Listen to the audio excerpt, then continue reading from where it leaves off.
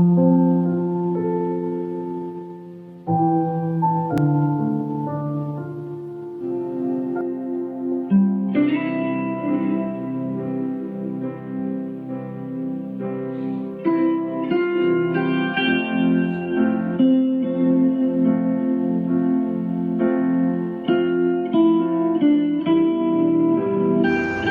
saudara-saudara yang terkasih, jumpa lagi dalam Inspirasi Sabda Allah hari ini, Sabtu 17 September dalam pekan biasa yang ke-24. Semoga Anda dan keluarga sehat adanya. Mari kita mengawali dengan berdoa. Dalam nama Bapa dan Putra dan Roh Kudus, amin. Bapa yang maha baik, kami bersyukur kepadamu untuk rahmat yang tercurah untuk kami sampai saat ini. Hadirlah bersama kami ya Tuhan, semoga sabdamu menginspirasi perjalanan hidup kami. Demi Kristus Tuhan dan Juru Selamat kami. Amin. Sabda Tuhan yang akan kita renungkan dari Injil Lukas bab 8 ayat 4 sampai 15. Banyak orang datang berbondong-bondong dari kota-kota sekitar kepada Yesus. Maka Yesus berkata dalam suatu perumpamaan, adalah seorang penabur keluar menabur benih. Waktu ia menabur, sebagian benih jatuh di pinggir jalan, lalu diinjak-injak orang dan dimakan burung-burung di udara sampai habis. Sebagian jatuh di tanah yang berbatu-batu dan tumbuh sebentar, lalu layu karena tidak mendapat air. Sebagian lagi jatuh di tengah semak duri, sehingga terhimpit sampai mati oleh semak-semak yang tumbuh bersama-sama. Dan sebagian jatuh di tanah yang baik, lalu tumbuh dan berbuah 100 kali lipat. Sesudah itu Yesus berseru, barang siapa mempunyai telinga untuk mendengar, hendaklah mendengar.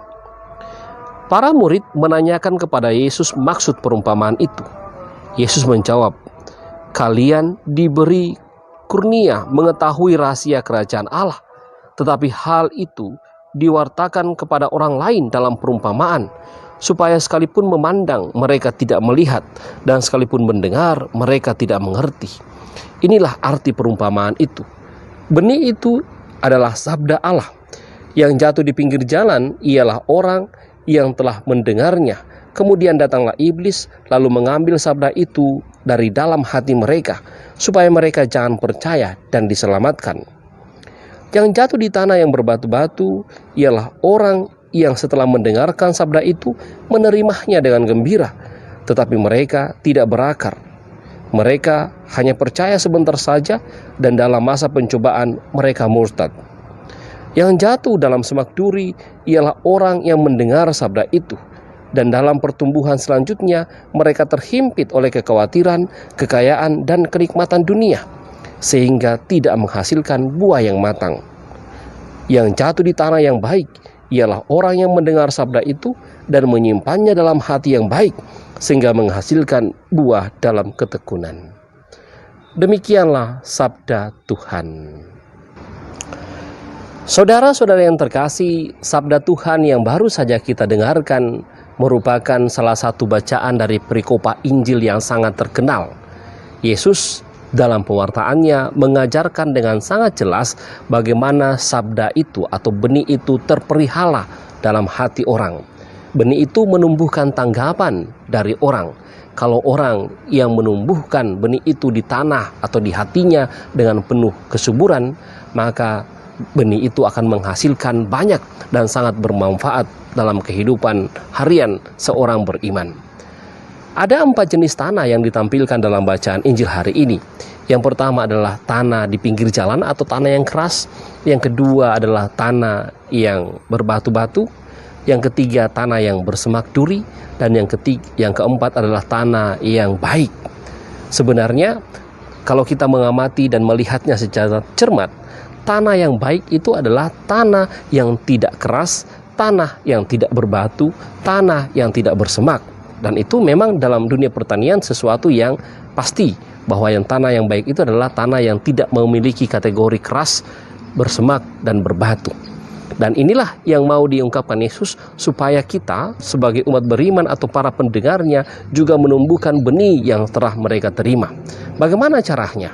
Jadilah tanah yang subur.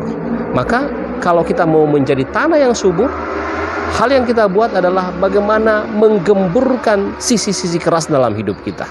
Banyak sisi keras dalam hidup kita, seperti keras kepala, hati yang membatu, hati yang keras. Ini yang membuat sabda Tuhan tidak bisa berakar dengan baik, karena kekerasan hati atau kita yang bersikap keras itu tidak menerima Tuhan dengan baik. Maka untuk membuat tanah subur atau hati kita menjadi subur, singkirkanlah hal-hal yang keras dalam diri kita. Yang kedua, tanah yang berbatu-batu. Seringkali tanah yang berbatu tidak membuat benih itu punya akar yang baik. Kenapa? Karena dihalangi dengan batu. Ini juga yang membuat kita sering tidak menumbuhkan sabda Allah.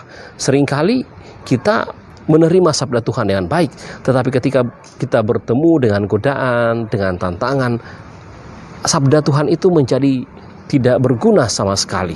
Seperti ketika orang rajin ke gereja, tetapi di hari-hari berikutnya dia digoda untuk melakukan banyak tindakan-tindakan lain, dia tidak berakar, tindakannya ke gereja itu tidak berakar dari dirinya. Untuk itu, singkirkanlah batu-batu itu supaya membuat sabda Tuhan dalam hati itu menjadi sangat subur. Dan hal yang ketiga yaitu bersemak. Tentu saja kekhawatiran dunia itu seringkali menghantui kita.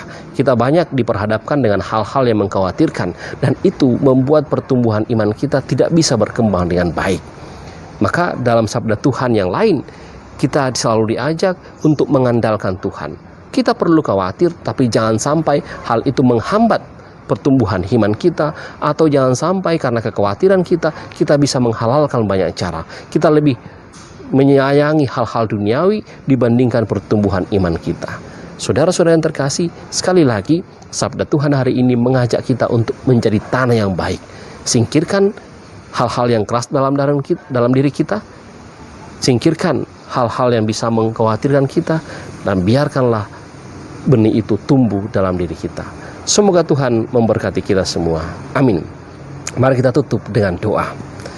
Bapa yang Maha Baik, kami bersyukur kepadamu untuk rahmat-Mu berupa sabda-Mu yang Engkau berikan kepada kami. Semoga sabda-Mu ini mengajar kami untuk senantiasa menjadi tanah yang baik, dan sabda-Mu bisa tumbuh berkembang dalam diri kami, dan kami gunakan sebagai pedoman dalam hidup ini. Bantulah kami ya Tuhan, demi Kristus Tuhan dan Juru Selamat kami. Amin. Tuhan bersamamu dan bersama rohmu. Semoga saudara sekalian diberkati oleh Allah yang Maha Kuasa, Bapa, Putra, dan Roh Kudus. Amin. Terima kasih saudara-saudariku yang telah mendengarkan sabda Allah dan renungan hari ini. Saya, Pastor Marcel Lorotandung, mengucapkan berlimpah terima kasih kepada Pastor Antonius Mikael. Semoga Pastor senantiasa diberkati Tuhan dalam setiap aktivitas dan pelayanannya. Amin.